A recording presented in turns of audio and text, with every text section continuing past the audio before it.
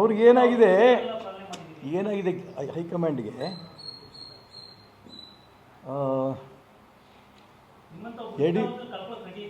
ಅಲ್ಲಲ್ಲ, ಅವ್ರಿಗೆ ನನ್ನ ನಿಷ್ಠೆ ಬಗ್ಗೆ ಪ್ರಶ್ನೆ ಅಕಸ್ಮಾತ್ ಇದ್ದಿದ್ರೆ ಮೋದಿ ಅಂತ ವಿಶ್ವನಾಯಕ ನನಗೆ ಫೋನ್ ಮಾಡ್ತಿರಲಿಲ್ಲ, ಅಭಿನಂದನೆ ಸಲ್ಲಿಸ್ತಿರಲಿಲ್ಲ. ನನ್ನ ಪಕ್ಷ ನಿಷ್ಠೆ ಬಗ್ಗೆನೂ ಗೊತ್ತವರಿಗೆ. ಆದರೆ ಕರ್ನಾಟಕ ರಾಜ್ಯದಲ್ಲಿ ನಡೀತಾರಂಥ ಈ ಒಂದು ರೀತಿಯ ಷಡ್ಯಂತ್ರದ ರಾಜಕಾರಣ, ಜಾತಿ ರಾಜಕಾರಣ, ಗುಂಪುಗಾರಿಕೆ ರಾಜಕಾರಣ, ತನಗೆ ಯಾರು ಬೆಂಬಲ ಕೊಡ್ತಾರೋ ಅವರಿಗೆ ಬೆಂಬಲ ಕೊಡೋಂಥ ವ್ಯವಸ್ಥೆ, ಇದನ್ನು ನೇರವಾಗಿ ಇವತ್ತಿನ ತನಕ ಅವ್ರಿಗೆ ಯಾರೂ ಹೇಳೋಕ್ಕಾಗಿಲ್ಲ. ನನಗೂ 100 ಬಾರಿ ಕರೆದ್ರು, ಚರ್ಚೆ ಮಾಡಬೇಕು. ನಾನು 100 ಬಾರಿ ಕೇಳಿದೆ ಅವರಿಗೆ, ಸಮಯ ಕೊಡಿ. ರಾಜ್ಯದ ಭಾರತೀಯ ಜನತಾ ಪಾರ್ಟಿ ಅನೇಕ ನಾಯಕರಲ್ಲಿ ನೋವಿದೆ. ಯಾರ್ತ ಹೇಳ್ಕೋಬೇಕು, ಹುಡ್ಕೋತಿದ್ದಾರೆ ಯಾರ್ತ ಹೇಳ್ಕೋಬೇಕು ಅಂತ.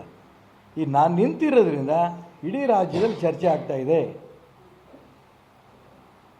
ಈಶ್ವರಪ್ಪನಾಗಿರೋ ನ್ಯಾಯಕ್ಕೋಸ್ಕರ ನಾನು ನಿಂತಿಲ್ಲ. ಈ ರೀತಿ ರಾಜ್ಯದ ಅನೇಕ ಕಾರ್ಯಕರ್ತರಿಗೆ, ಹಿರಿಯರಿಗಾಗಿರೋದು ನೋವಿದೆಯಲ್ಲ, ಅವರ ಧ್ವನಿಯಾಗಿ ನಾನು ನಿಲ್ತಾ ಇದ್ದೇನೆ.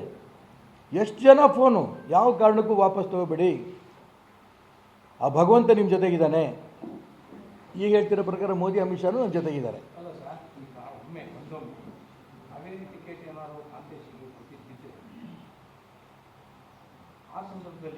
ನೋಡಿ,